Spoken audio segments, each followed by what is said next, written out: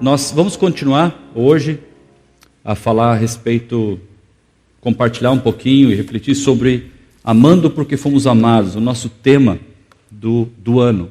Nós cantamos hoje, as duas últimas músicas falaram sobre andar na luz. Cláudio saiu? Cláudio está aí. Como é que a primeira estrofe lá do, sabe tudo de cor as músicas? Andar na luz. O hino... e esse também teve sobre andar na luz, né? Legal, obrigado. Eu lembrei disso porque o tema da carta de 1 João, ele desafia a gente a andar na luz. Versículos 5 até 7, ele fala que nós devemos andar na luz. Esta mensagem que dele ouvimos e transmitimos a vocês. Deus é luz. E a carta toda que a primeira epístola de João escreve, ele exorta a gente a andar na luz. Esse é o desafio da gente. Andar debaixo daquele que é a luz, Deus. E nós vamos continuar hoje, refletir na epístola de 1 João, que é a carta mais amorosa de toda a Bíblia, escrito pelo discípulo que tinha essa fama de ser o discípulo amado, né? Existe uma passagem na Bíblia em que João, na última ceia, ele recosta a sua cabeça sobre o ombro de Jesus, na última ceia, provando para Jesus o amor dele, sentindo que havia um clima de separação, porque Jesus já estava caminhando para a cruz. E ele é aquele discípulo que é caracterizado pelo amor que ele tem por Jesus. E é incrível que, apesar de uma carta que fala muito sobre o amor, é uma carta muito dura. Não dura, mas ela é clara. Ela é preto no branco. Ela diz ou isso ou aquilo. Ela fala, ou você anda na luz, ou você está andando nas trevas. E é interessante como o amor que nós aprendemos aqui é um amor que não tem muito a ver com sentimento. Aí eu me sinto bem em relação ao Márcio. Márcio, tu te sente bem em relação a mim? Ah, me sinto bem, legal, aquele negócio assim de amizade. É um amor que aponta o erro, um amor que exorta, um amor que encoraja, um amor que age, um amor que tem ação. Daniel abordou os primeiros versículos, 1 João, se não me engano até o versículo 10, e o contexto ali, do início da epístola de João, é que aquele povo falava que havia o conhecimento de Deus, mas o que João diz é que se vocês conhecem a Deus, tem que haver algum reflexo na vida de vocês. Dizer que conheceu a Deus e nada mudou, não é possível. Aí eles reagiam e diziam assim, não, nós conhecemos a Deus, o nosso espírito está com Deus, mas o nosso corpo está aqui, sujeito aos erros, sujeito às tentações, sujeito às cobiças, sujeito ao pecado, mas o meu espírito está com Deus. Então, eles inventaram um negócio esquisito, que é assim, eu estou com Deus, mas a minha vida eu levo do jeito que eu quero levar. E aí que o Daniel entrou ensinando de que não, né, como 1 João fala, se nós afirmamos que andamos na luz e não temos pecado, já pecamos por si só, porque todos nós pecamos. Então, a exortação primeira é que nós vivamos e renunciemos o pecado. Essa é a primeira dica que João dá. A segunda parte eu ensinei que é a questão, ok, se você ama, então você obedece. Amar a Deus significa você estar em intimidade com Deus, ter um relacionamento com o Todo-Poderoso. Não um relacionamento distante, mas íntimo. E é difícil você dizer que ama uma pessoa, você está conectado com ela e você não anda com ela. Você não demonstra amor, não obedece a ela, né? Jesus diz, meus mandamentos não são pesados. Então aquela incoerência de você falar que está com Deus, mas ao mesmo tempo não obedece aquilo que está na palavra. Então é imprescindível que se você nasceu de novo, você obedeça a palavra. E eu então fui até o versículo 11. Daniel vai ensinar para a gente dos versículos 12 ao 14, onde fala sobre filhinhos, jovens e pais. Ele vai falar disso nos próximos domingos. E a mim ficou incumbido, então, compartilhar com os irmãos a respeito do versículo 15 até o 17. E eu vou ler para os irmãos agora. 1 João, abra sua Bíblia se você tiver. Capítulo 2, versículos 15 até 17. Não amem o mundo, nem o que nele há. Se alguém ama o mundo, o amor do Pai não está nele. Pois tudo que há no mundo, a cobiça da carne, a cobiça dos olhos e a ostentação dos bens, não provém do Pai, mas do mundo. O mundo e a sua cobiça passam, mas aquele que faz a vontade de Deus permanece para sempre. Vamos orar juntos? Pai, nesse momento em que nós vamos tentar concentrar na Tua Palavra, no que a Bíblia nos ensina hoje, nós queremos pedir entendimento do Senhor, queremos pedir que o Senhor derrube as fortalezas dos nossos corações, os preconceitos. Às vezes a gente vai para o texto e diz assim, isso eu já ouvi. Derruba esse tipo de preconceito, esse tipo de presunção. Me ajuda também a transmitir a Tua Palavra com a simplicidade que ela é, e a profundidade que ela também tem. E que ela possa causar em nós o impacto que o Espírito queira causar nessa noite em cada um de nós. Em nome de Cristo. Amém.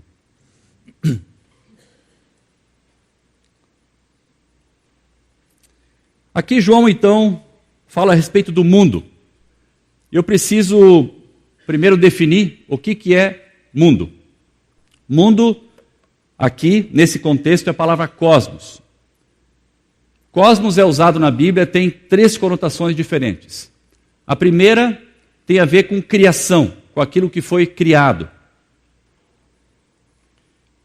Criação tem a ver com as árvores, os animais, as florestas, tem a ver com o firmamento, as estrelas, o sol. Essa ideia de mundo, a criação.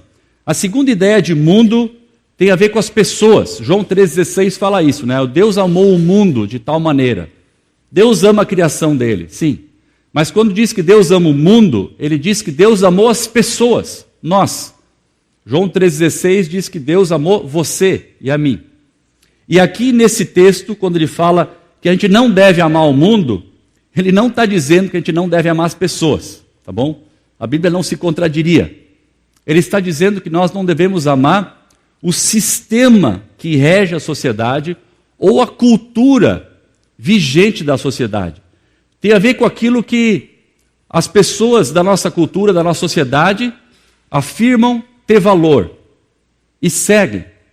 Isso acaba entrando no nosso DNA, acaba trazendo para a gente essa influência pessoal, na família, no casamento. E aqui, a frase central do ensino hoje é: não amem o mundo. Essa é a exortação de João para a gente. E quando ele fala disso, ele fala do sistema, da cultura, daquilo que o mundo oferece para a gente, daquilo que a gente aprende. E como é difícil isso, né? Nós estamos inseridos no meio de uma sociedade complicada. Nós, sexta-feira à noite, e temos que ser luz. Sexta-feira à noite nós estávamos reunidos aqui com um grupo de pais. O Conde Criança fez um acampamento com 43 crianças. Os voluntários estão de parabéns, né? A equipe toda que trabalhou. E no bate-papo com os pais, é interessante que ou a criança já tem o Facebook, com 13 anos, a norma de, como é que chama? Do Facebook é de a partir dos 13 anos, né? Mas o WhatsApp você já pode ter antes.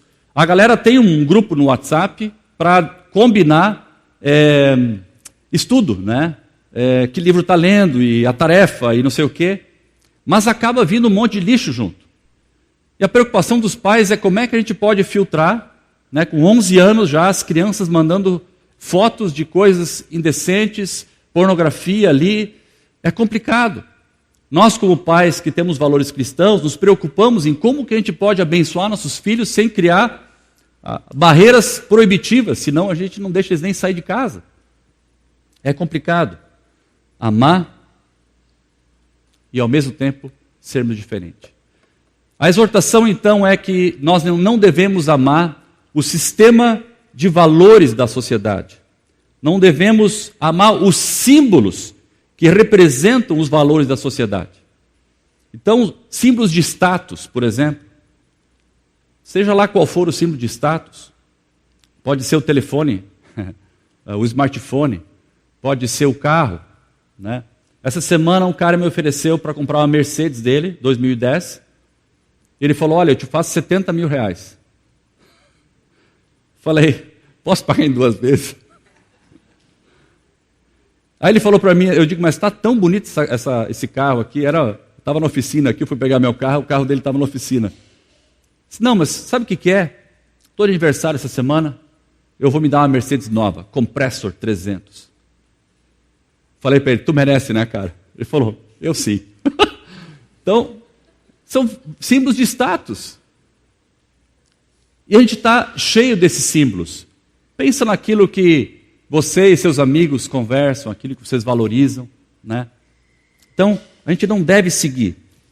A última vez que eu preguei, eu já li esse texto, mas eu quero ler com você, quem puder abrir.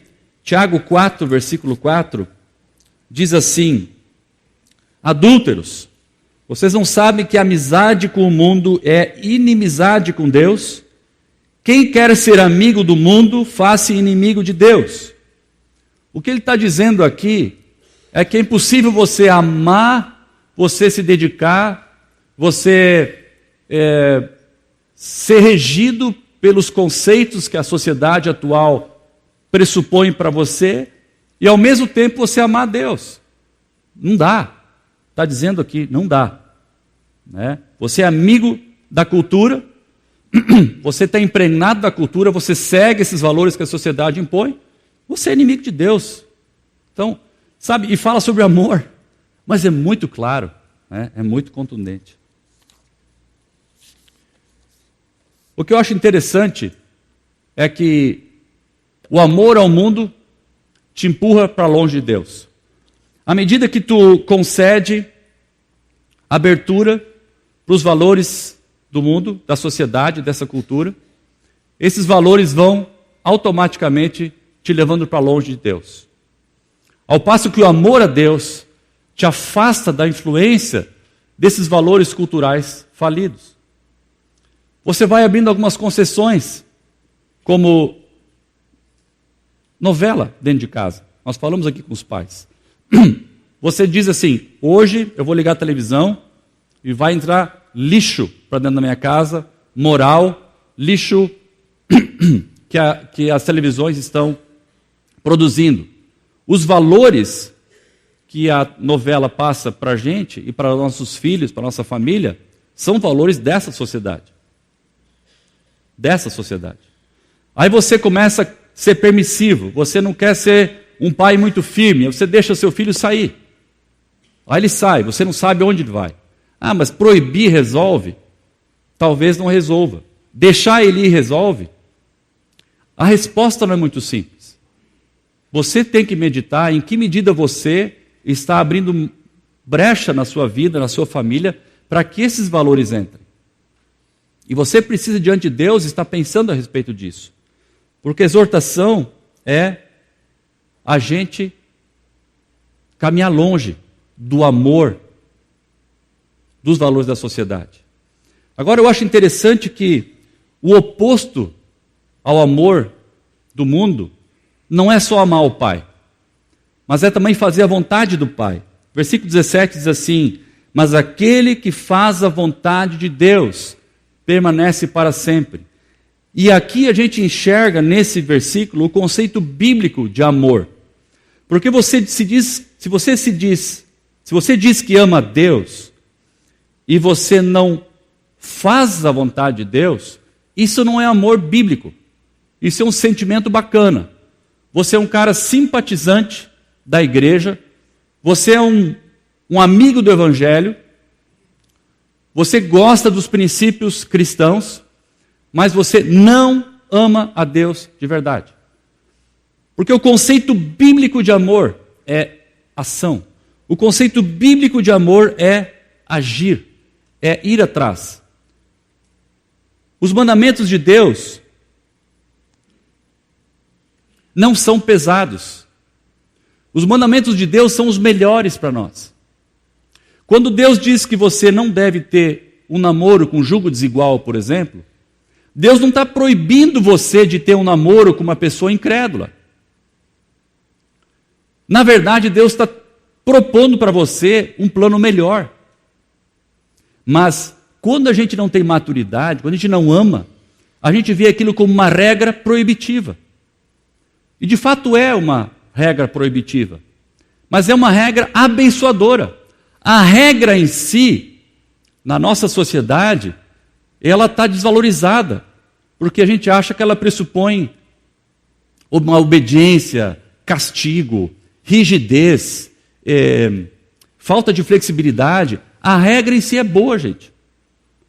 A pedagogia ela é importante para a criança, até ela crescer e adquirir maturidade e saber tomar as decisões corretas. Regras em si não são ruins.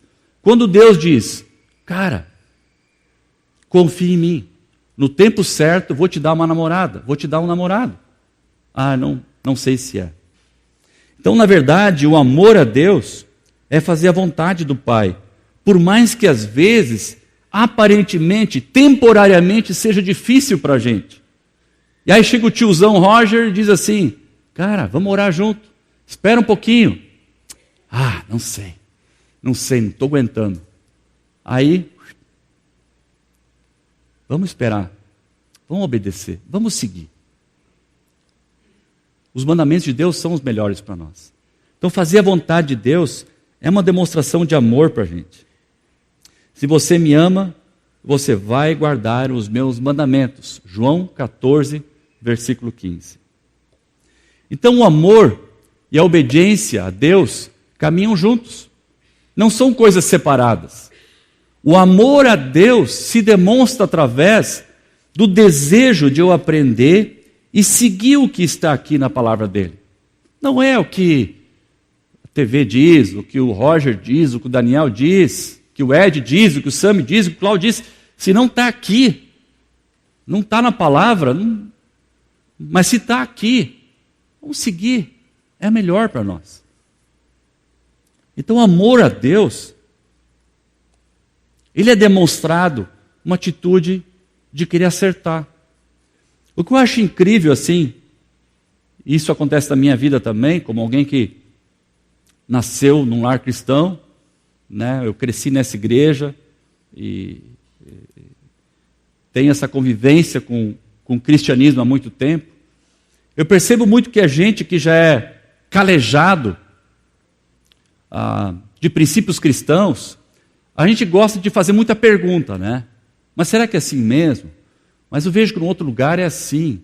Será que esse princípio é daquela forma? Ao passo que aquelas pessoas que estão chegando para Jesus, elas têm uma sede de obedecer, uma sede de aprender. Elas fazem perguntas a respeito de como é que funciona. Eu posso? É possível? Será que dá? O que Deus pensa? Essa é a pergunta do pessoal. E a gente que está mais igrejado, a gente põe um pouquinho em dúvida se é por aí ou não é verdade?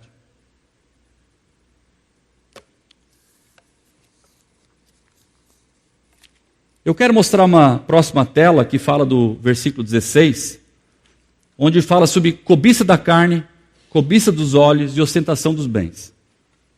A revista atualizada chama isso de concupiscência. A NVI traduziu por cobiça. A gente ouve isso, né? A gente diz, eu não cobiço, eu não sou um cara cobiçoso, não tenho concupiscência, não tenho dificuldade nessa área. Mas eu acho que isso é um bom tema para a gente discutir em casa essa semana e nos grupos pequenos, de forma a aplicar aquilo que Deus chama para nós hoje e nos ensina, que é um amor que obedece. Um amor exclusivo é o que Ele quer da gente, né? Então, eu quero refletir um pouquinho juntos sobre essas 3 dicas que Ele dá aqui, porque João, quando escreve isso, ele não está colocando algo novo para o pessoal. O pessoal sabia desse ensino, assim como nós conhecemos esse ensino, né? Mas João diz assim, olha, eu quero ser prático com vocês e quero que vocês reflitam sobre 3 aspectos: cobiça da carne, cobiça dos olhos e ostentação dos bens. Será que vocês não estão escorregando por aí? Então quero trazer vocês a gente refletir juntos a respeito disso. Eu tentei ser bem prático e didático, embora o tamanho da letra não nos ajude muito, mas no roteiro a gente vai tentar transmitir esses valores para vocês. A primeira advertência dele é a cobiça da carne. A cobiça da carne tem a ver com a necessidade da satisfação, da atração ou do desejo sexual imediato. Quer dizer, sexo. Sexo e agora. Aí o jovem vai olhar para mim e dizer, como assim sexo agora? Eu tenho 15 anos de idade. Mas o desejo sexual, ele é para todos. Todos nós temos. 90 anos, 9 anos, 8 anos de idade. A pergunta é como que a gente lida com esse impulso sexual nosso, com essa tendência nossa de cobiçarmos. Por exemplo, no caso dos homens, a fraqueza dos homens são as mulheres. Em Mateus, Jesus diz que aquele que olhar para uma mulher com desejo impuro, com cobiça, já pecou. O padrão é alto, é lá em cima. Então, muitas vezes, os homens olham para as mulheres e não olham para as mulheres nos olhos. Escaneiam, por exemplo, o corpo. E acabam cobiçando. Os jovens, o desejo sexual que cai para a pornografia. E a satisfação, então, daquela cobiça, daquele impulso da carne, imediata, através da masturbação. Isso é cobiça. Pornografia entre os homens não é exclusividade de jovem solteiro. Falando com um jovem esses dias, eu disse, se você não matar esse bichinho no teu coração já, você vai entrar com esse bichinho no casamento, e esse dragãozinho só vai crescer. Só vai crescer. Aliança no dedo não purifica ninguém da sua cobiça da carne. Só amplifica. Como é que a mulher lida com isso? Qual é o desdobramento na mulher? As mulheres gostam de estabelecer o controle a respeito disso. Gostam de estar no controle da situação. Elas gostam de chegar, por exemplo, já meninas, 15 anos, tem 4, 5 guri ali, e elas sentem que elas chegaram e abafaram. Deu aquele efeito, o pessoal notou que eu cheguei.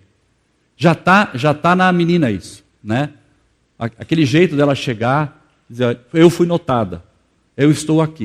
O pessoal conectou comigo. A gurizada me olhou, sentiu que eu estou aqui. Ela sai, vai no banheiro, dá uma arrumada no cabelo, dá uma olhada na maquiagem, volta assim. Em que medida isso afeta também a você? A segunda coisa que João fala aqui é sobre a cobiça dos olhos. O que eu vejo aqui é aquele desejo que a gente tem de acumular.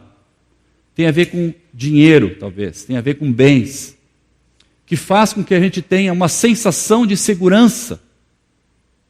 Nós precisamos, nós somos carentes de segurança, todos nós, independente do sexo, independente da idade, nós somos carentes de segurança. Eu me sinto muito inseguro como pai de família, por exemplo, quando o nosso saldo, já lá pelo dia 20, fica pequenininho, preocupado se acontecer alguma coisa, como que eu vou resolver? Então a gente vê os homens se desgastando, muitos de nós, correndo atrás de termos uma carreira profissional bem-sucedida, de ganharmos dinheiro, de comprar e vender algumas coisas, de tentar chegar lá, porque a gente quer sentir segurança, a gente quer se sentir bem. Eu não sabia o que escrever para as mulheres ao certo, talvez vocês possam me ajudar depois, daí depois que terminar a reunião eu vou lá e corrijo, por uma próxima oportunidade eu ser mais assertivo, tá bom? Mas aí tu chega no shopping, e entra na loja Marisa, e tu olha, mas que blusinha joia! Pô, nem precisava, mas tá tão bom esse preço, Olha só, e tem outra cor que combina com aquele meu vestido, e já tem 2 blusas na sacola. Aí tem aquela pulseira que combinou com o meu sapato que... E assim vai. E eu monto, então, uma coleção de objetos em casa, né, no armário. O meu armário tem menos portas que a da Suzy. O meu ele tem acho que 2, da Suzy tem um pouquinho mais, né? E é assim, porque elas querem se sentir bem, isso traz segurança para as mulheres. Voltando um pouquinho para os homens, eu trabalhei como gerente comercial numa empresa, numa agência de carros que tinha filiais em todo o Brasil. Eu, quando fui fazer um treinamento em Belo Horizonte, eu lembro disso, o diretor da minha área, então, ficou comigo no primeiro dia, e nisso chegou um cliente assim na loja e entrou e disse assim: gostaria de ver um carro. Aí o cara disse: pois não, que carro, tal, papai, ali. Não, está aqui o carro. Não, esse carro está muito bom, diz o meu colega, né? Eu acho até que o senhor podia dar, está aqui a chave, pode dar uma voltinha, como é que é, uma experiência com o carro, né? É isso? Agora diz que não é mais test drive, é experiência. Experimente o seu carro, tem uma experiência de dirigibilidade, olha só. Daí o cara saía para dirigir o carro. Quando ele voltava e descia do carro, o diretor lá meu olhou assim e disse assim: nossa, esse carro fica tão bem no senhor, parece que ele foi feito para o senhor. Aquele cara descia assim, se sentia assim, e vai descer seguro, se sentia bem, né? Como é que eu posso pagar? Era a próxima pergunta, né? As mulheres elas gostam de ter uma coleçãozinha de objetos, porque elas gostam de se vestir com certa exclusividade, porque quando elas se apresentam socialmente, num grupo de amigos, às vezes em casa, elas gostam de se sentir bem, né? Com aquela roupa, com aquela blusa, com aquele sapato. E ontem no casamento, por exemplo, quem esteve no casamento, no final do casamento nós entramos assim, no elevador tinham 2 mulheres vestidas de azul. Vestido igual. Uma olhou para a outra e ninguém falou nada. Era um silêncio aquele elevador. Aí chegamos lá no salão de festas, tinham mais 6, 7 mulheres vestidas azul, do mesmo tom. Aquele silêncio. Uma para um lado, outra para o outro. Aí no fim se reuniram e foram tirar uma foto juntas, né? Mas não é legal, eu quero ser exclusiva, eu quero ter um vestido porque eu quero chegar e eu quero abafar. Não é isso? Porque eu me sinto segura desse jeito. O Daniel ontem, na mensagem para a filha dele, disse para o genro predileto dele, é o único que ele tem, disse para ele: elogie sua esposa, isso faz bem para ela. As mulheres querem se sentir bem, se sentem seguras então com isso. Mulheres, isso pega para você? Isso é uma coisa que está no teu coração que você tem que trabalhar? Que poder isso tem na tua vida? Talvez não é a coleção de roupas e vestidos e bijuterias. Joias não se tem para hoje em dia, né? Bijuteria, bem bonita e tal. São 2 coisas aí, são duas dicas que João dá, práticas para a gente. E cobiça trata-se daquilo que você não tem, mas você quer. Você nem precisa, mas você quer. Você talvez nunca vá usar, mas você quer. Porque alguém tem. E dá vontade de ter também. Isso é cobiça. Ostentação dos bens já trata daquilo que você tem e você gosta de apresentar, né? De mostrar. Comprou o carro novo, dá uma lavadinha nele, estacionou, chegou 6h30, estacionou atrás do cone do Zico ali. Pô, chegou lá, o Zico já tinha posto o cone, estacionou atrás ali, botou o carrinho lavadinho ali, né? Pretinho no pneu. Olha só. Né? Me sinto bem. Como é que pega a questão do sucesso para você? A questão de aparecer, a questão da projeção pessoal. Você se preocupa com o que os outros dizem a seu respeito? É importante no seu trabalho, homem, você ser elogiado como bom profissional, dá uma sensação de valorização, de poder, de autoconfiança. E as mulheres? Nem são competitivas, né?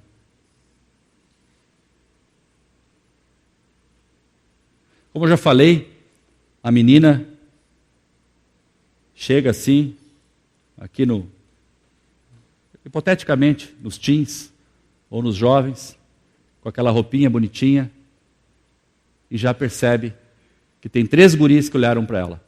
Opa! Ela percebe que não olharam para a amiga dela, porque a amiga dela não tem uma blusa tão boa que nem ela tem. Já estabeleceu uma competição com a própria amiga, entre as amigas. Gente, João traz isso aqui. João fala dessas 3 advertências para a gente. E eu quis mastigar um pouquinho isso, quis trazer um pouquinho para o chão de fábrica, para a gente pensar um pouco nisso. Porque quando você lê a Bíblia, você fala assim, cobiça, eu não tenho cobiça, eu estou feliz. Concupiscência, eu não tenho concupiscência, eu estou feliz. Mentira. Porque se a palavra diz, é porque isso pega para a gente. Isso está no seu coração, operando, num nível ou no outro, numa medida ou noutra, e às vezes a gente não percebe. O que ele fala é que isso não provém do Pai, mas são valores do mundo, da sociedade. São valores que nós cristãos não devemos gastar tempo com isso. A gente não deve gastar nosso trabalho com isso, não deve gastar nosso dinheiro com isso, não deve gastar nosso tempo de amizade conversando sobre isso. Não faz sentido. Sabe por quê? Você investiria naquilo que está falido? Quem é que comprou ações da Petrobras nos últimos 2 meses? Levanta a mão. Jorge Soros comprou. Eu li. Mas ele é esperto, especulador. Alguma coisa ele tinha na manga. Aí aparece na 0 hora, assim, amanhã de manhã, catamarã colidiu com uma pedra, mas continuará operando até se consertar. Você entraria no catamarã para fazer o passeio no Guaíba com o casco rachado? Tu ia chegar, comprar o bilhete, falar com o capitão, escuta, dá para atravessar? Ele falou, dá, mas nós estamos tirando com balde aqui, mas tranquilo, pode entrar. Tu entraria no catamarã desse jeito?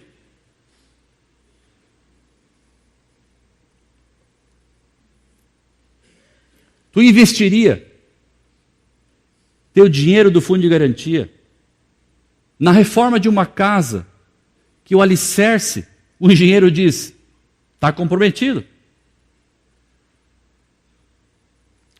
Jesus diz que o mundo, versículo 17, e a sua cobiça vão passar. Esses valores da sociedade vão passar. Aquilo que a sociedade, que a cultura pregou como importante, como de valor, como aquilo que atribui valor para você, aquilo que você pode se sentir seguro, aquilo que a sociedade está dizendo, tenha, que você vai ser feliz, a Bíblia diz, vai passar. Então não gasta tempo nisso, é isso que João está falando. Não gasta tua energia nisso, não envolve teu tempo naquilo ali. Porque são valores que são corruptíveis, corruptos, corruptores e passageiros. Vai passar. O convite que João faz aqui é que aquele que faz a vontade de Deus permanece para sempre. Eu achei interessante a palavra permanecer. Eu acho que esse é o convite de João para nós. Convidar a todos nós a permanecermos nele. Porque aquele que obedece a Deus, ele permanece. Estou lembrando agora de cor do Salmo 1. Jeremias também fala isso, que aquele que tem suas raízes plantadas perto do ribeiro, mesmo que venha seca, e mesmo que venha mau tempo, ele vai estar firme, porque ele permanece, as raízes estão no lugar bom. Ele permanece. João escreveu isso aqui, e João também escreveu nos evangelhos, no capítulo 15, a respeito da videira, lembra?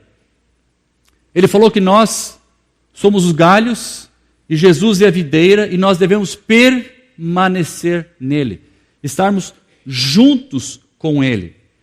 Gente, nós queremos ter, Jesus nos convida para ser. Nós gastamos nossa vida para ter. Jesus diz, não gasta teu tempo com ter, gasta teu tempo com ser alguém que eu amo e alguém que eu quero transformar. Eu quero fazer de você alguém diferente. Permaneça em Jesus. Lá no Lindóia nós tínhamos na casa dos meus pais, uma parreira de uvas, que no outono caía folhas, em tempo de uva fazia sujeira, eu tinha que varrer, e eu acho que depois do inverno a gente tinha que podar. Então era maravilha aquela parreira. Mas eu lembro que nós tínhamos um alicate de poda, e quando nós podávamos assim, a parreira é muito rústica por fora, né? O caule dela é rústico, mas por dentro ele tem um pedacinho que é um canalzinho, assim, fininho por dentro, que escorre uma seiva branca. Não sei quem é que já mexeu com parreira de uva. Tá certo? Ninguém mexeu. Eu estou errado? É isso? Tem um agrônomo, engenheiro agrônomo, obrigado, me salvou, engenheiro agrônomo. Senão ficava a minha palavra contra o silêncio do povo. A ideia é essa, a ideia é que a essência que corre vem lá da raiz, sobe o tronco principal, ele também vai para os ramos. Nós somos os ramos. E o convite de Jesus para nós é que nós permaneçamos nele, para que aquela seiva que vem da raiz, passa pelo caule, possa nos dar a essência da vida. E aí então, nós vamos frutificar de forma natural. E o fruto do Espírito é infinitamente mais agradável do que ter qualquer coisa que você possa ter. Gente, nós estamos correndo atrás de coisas. Eu também. E estamos correndo errado. Nós estamos investindo nosso tempo naquilo que vai passar. Nós sabemos disso, não é novo. Mas a pergunta é por que a gente está gastando tanto tempo nisso? Se vai afundar. Vai passar. Nós não vamos levar nada conosco. Deus quer nos convidar a sermos alguém que anda satisfeito com o que tem. O Senhor quer nos convidar a sermos pessoas que são felizes de dentro para fora. O Senhor nos convida constantemente a permanecer com Ele. Ao passo que nós afirmamos que estamos na luz, amamos o Senhor, mas corremos atrás de um monte de coisa que nos cansa, nos estressa, nos leva ao cardiologista, nos faz subir o colesterol, nos dá problemas das articulações também, né? Puxa vida. Essa exortação o Senhor está nos dando porque Ele nos ama. Porque ainda dá tempo de corrigir. Eu vejo, pelo menos até agora em 1 João, João 2 também, várias expressões que elas concorrem entre si, né? Ali o pessoal falava que o espírito deles estava com Deus, que eles criam na luz, mas o corpo fazia o que queria. Tipo assim, eu creio em Deus, vou na igreja, mas eu faço o que quero, dá licença. Capítulo 2, versículo 3 fala, eu conheço a Deus, mas eu não tenho um compromisso assim, né, com a palavra. Eu entendo diferente. Eu acredito que tem coisas aqui que são importantes, outras não são. Talvez você seja seletivo. O fato é que não tem muita relevância para você. Capítulo 2, versículo 9, fala daquela pessoa que diz que anda na luz, mas tem ódio pelo seu irmão. É incompatível isso. Como que isso funciona? Como que isso... Ódio pelo irmão? A gente deve chorar pelo irmão, orar pelo irmão, tentar resgatar o irmão, mas ódio? Como é que você anda na luz? Fala que crê em Deus e tem ódio. E depois ele fala do amor a Deus e o amor ao mundo. Interessante, né? Eu estava pensando como a gente anda em dois terrenos ao mesmo tempo, né? Vestimos dois sapatos. Queremos andar em duas atmosferas diferentes. Esse é o nosso jeito de ser. Essa ambiguidade. João está dizendo que não dá. Nós temos que decidir. Nós temos que confiar. Nós temos que nos entregar. Talvez você diga assim, puxa vida, eu não estou conseguindo obedecer, cobiça é um negócio que pega para mim. Eu acho que aquilo que o Roger falou, eu tenho alguma coisa disso na minha vida. Você precisa fazer a pergunta se você realmente nasceu de novo.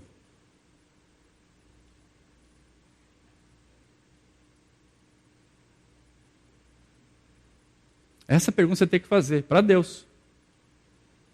Eu já disse aqui que tem algumas pessoas que não gostam que a gente fala sobre isso. Porque acham que a gente está julgando elas. A gente não quer julgar ninguém.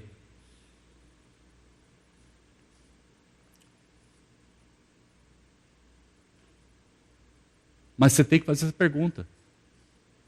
Porque trata da sua vida. Trata do seu futuro espiritual.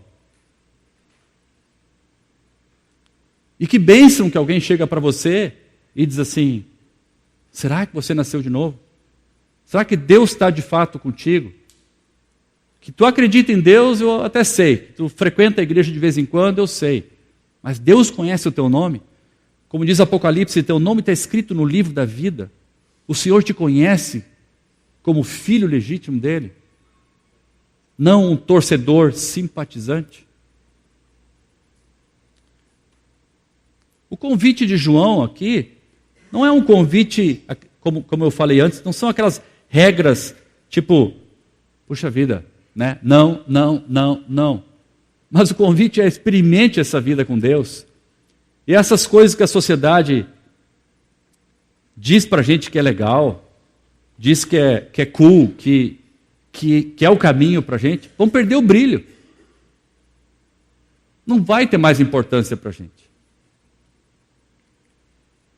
Talvez você um dia teve uma experiência com Deus, mas o teu amor cresceu frio e fraco.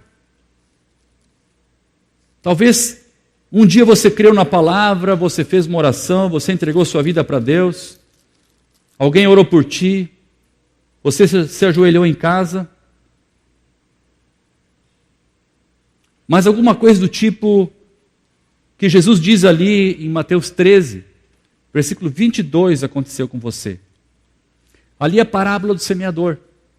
E no versículo 22 Jesus diz assim, quanto que foi semeado entre os espinhos?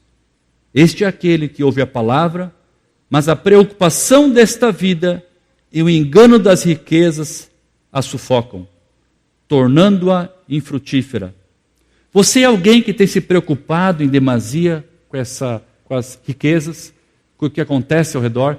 Você é alguém que tem sido enganado pelo poder do dinheiro, das riquezas?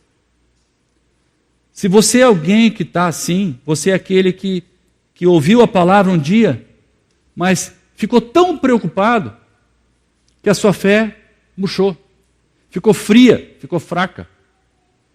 E hoje você está perdido. Porque você está associado à igreja aqui, frequenta a igreja, tal, mas você está na correria, você não consegue confiar. Você corre atrás das coisas e as coisas não te satisfazem, mas você... Talvez essa palavra seja para você. A semente que caiu entre os espinhos e foi abafada por uma série de preocupações e pelo engano das riquezas, diz aqui. As cobiças que operam no nosso coração, elas nos enganam. Elas exercem um fascínio para a gente, mas elas nos enganam. E o que Deus está dizendo para nós hoje é seguir a Jesus, andar na luz e seguir os valores dessa cultura vigente. Não dá certo. Eu acredito que quando a gente fala em obediência, a gente fala em amor e obediência. Estava pensando hoje, a gente que é brasileiro, é difícil para a gente entender isso, né? A gente vive num país cujo conceito de autoridade e obediência está no ralo há muito tempo, né? Então vem uma autoridade lá, vai para a televisão, dá um discurso, você diz assim, ele está roubando. Né? Ele promete uma coisa, você diz, ele está mentindo. Ele dá um relatório, você acha assim, esse foi maquiado. Esse cara que eu tenho que me submeter a ele, eu tenho que obedecer a essa autoridade. Né? Então essa cultura que nós temos aqui no Brasil, não é privilégio nosso, mas estou falando de nós aqui, do nosso quintal. Né? E aí quando você vai para a palavra, você fala assim, amor e obediência, diz assim, amor sim, obediência. Roger, não seja radical. Não dá para obedecer hoje em dia. Seguir quem? Nós estamos falando de seguir Jesus. Aquele que morreu na cruz por você, que deu a sua vida em amor por você. Não ao Roger nem ao Daniel. Essa palavra é de Deus para o nosso coração. Então o desafio hoje que eu quero deixar para vocês, para todos nós, é: você ama de fato? Você tem um amor submisso a Deus? Você está conseguindo o teu amor submisso? O que está te impedindo? Tem 3 advertências aqui. Os bens, os olhos, a ostentação, a carne. É isso? O que pega para você? Talvez você um dia fez a decisão, mas não levou adiante. Talvez você nunca fez a decisão. Gente, você precisa considerar de entregar a sua vida para Cristo. Não dá para viver sem Jesus. Porque, como eu falei, se você não está com Jesus, gente, você está num barco furado. Vai afundar. A pergunta é quando? Em Jesus, você tem segurança, você tem esperança, você tem perdão dos pecados e você tem a alegria de viver sem a necessidade de ter. A proposta dele é nós sermos, nós permanecermos. Baixe sua cabeça, eu quero orar juntos. Senhor, se há alguém aqui entre nós hoje que ainda não entregou sua vida para Ti, Jesus, não dobrou seu joelho, não se arrependeu dos seus pecados, vive seguindo valores que a cultura ensina e sente que está seguindo ao vento, sente um vazio no coração, sente uma falta de propósito, sente culpa no seu coração, que Teu Espírito Santo opere nesse momento, no coração e na vida dessa pessoa, Pai, para que essa pessoa nasça do Espírito, como diz a Tua palavra, que Teu Espírito Santo toque no coração dessa pessoa, e ela possa nascer de novo, e ter uma vida nova. Eu quero orar também por aqueles que talvez se sintam sufocados pela correria que estão tendo nos últimos anos, para ter. Porque o ter traz significado. Na verdade é uma mentira. Ter não traz significado para a nossa vida. O ter atrapalha a nossa vida. O chamado do Senhor, o convite do Senhor para nós é sermos, é permanecermos em Ti, estarmos conectados no Teu amor, confiados nas Tuas promessas, desfrutando da plenitude da Tua presença na nossa vida. Esse é o Teu convite para nós. E quantos aqui estão se sentindo pesados, Pai, porque estão correndo e não chegam a lugar nenhum. O engano das riquezas, como diz Mateus, e as preocupações da vida têm pesado. Sobre esses eu quero orar, Pai. Eu desejo que esses irmãos possam entregar suas vidas ao Senhor, reconhecer o que passou, se arrependendo disso, rejeitando isso e dizendo: eu quero viver novos valores, eu quero viver os valores de Deus para a minha vida, eu quero viver valores eternos, eu quero investir naquilo que é para a Tua glória, Pai. Eu quero investir no reino de Deus. Então ajuda aqueles que estão aqui hoje, Senhor, estão com o coração pesado em relação a isso, estão com sua fé fria, com a sua fé sufocada, que Tu possas reavivar aquilo que está sufocado no coração deles. Nós oramos por todas aquelas famílias também que lutam para sobreviver, lutam no dia a dia, que a gente possa, Pai, lembrar que o que nós temos e quem nós somos depende total e absolutamente do Senhor, não de nós. O que nós temos é bênção, o que nós temos é Tua provisão, e com isso traga descanso para a gente, no sentido de não andarmos ansiosos e nem preocupados, mas que a nossa fé cresça nessa dependência ao Senhor. Ajuda-nos, Pai, a vivermos no meio dessa sociedade corrupta, corruptora, e sermos firmes no Senhor, permanecermos nos Teus princípios. Eu peço por minha vida, peço por minha família, que nós possamos ter os Teus valores na nossa família. Em nome de Jesus, Pai, eu oro. Amém.